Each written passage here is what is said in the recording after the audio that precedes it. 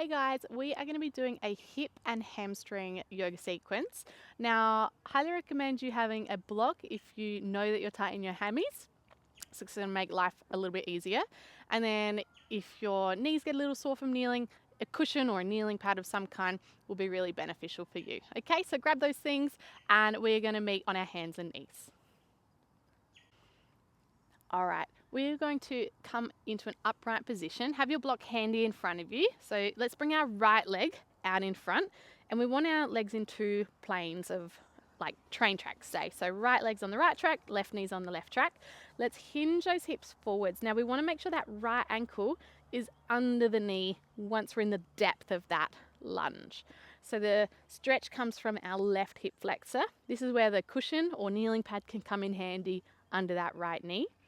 Now, if this is too much, feel free to ground your left hand to either the mat or the block and even rest your right elbow onto that right knee. So a few options there.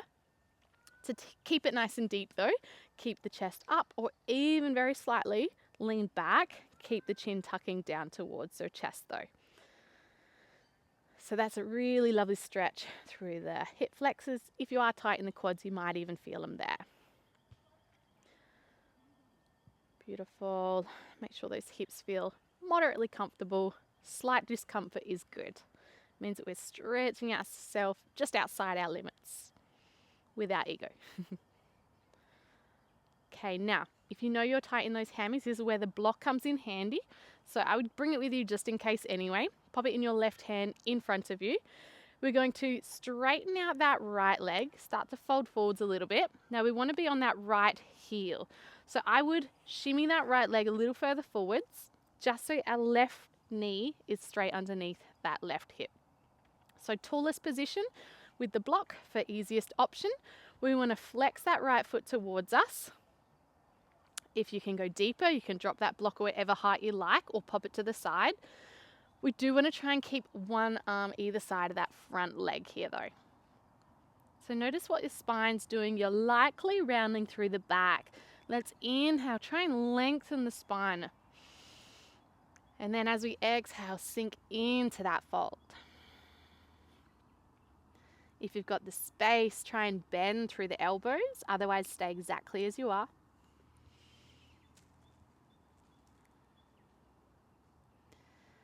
Now, if you need to bend through that right knee a little just for a little more support, that's totally fine.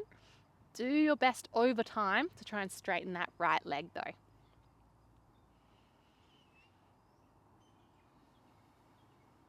Really surrendering through each breath. So we inhale awareness of the body and we exhale into that surrendering of the pose.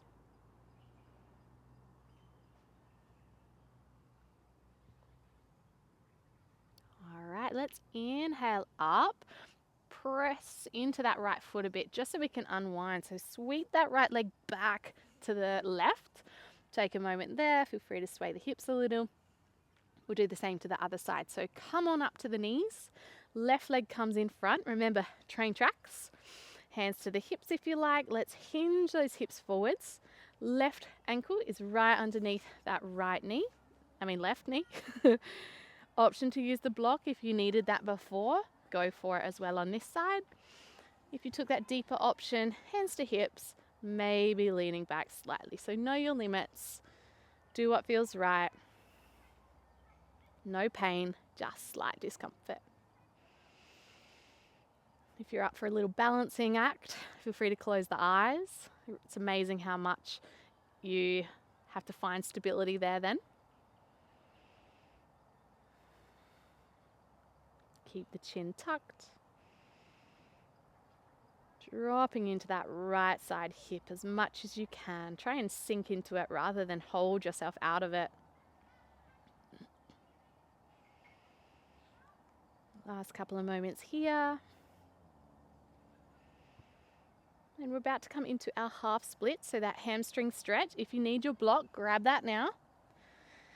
Pop it in your right hand to the mat on the tallest height. Stretch out that left leg. So shimmy it forwards enough just so that that right knee and hip are aligned. Chest is nice and proud. Let's exhale. Start to straighten the left leg. Fold the toes towards you. fold your spine as well. So if you can reach the ground, you can pop the block to the side, have your fingertips or your palms resting down. One thing I wouldn't recommend is to put pressure onto your knee with both hands. So highly recommend using something as your prop here. We don't want to bend the leg backwards. Now, as I mentioned on the other side, if you need to bend that left knee, that's okay. We are stretching different muscles though. So keep in mind, bent knee, we'll feel it closer up towards the glute. Straight leg, we're going to feel it more closer behind the knee. So a little anatomy knowledge for you there, tongue twister. Let's hold this a touch longer.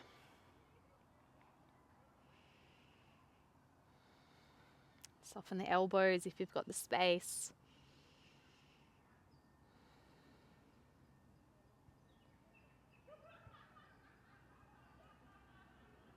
Good. Last breath in. Really sink into that exhale. Inhale, come up. We can slide that left leg back to meet the right. Beautiful. And that is it, guys. Nice little sequence for your hips and your hamstrings. I hope that feels great. Highly recommend that for any like runners or after a workout where you're sore in those areas. So enjoy, and I'll see you again soon. Bye for now.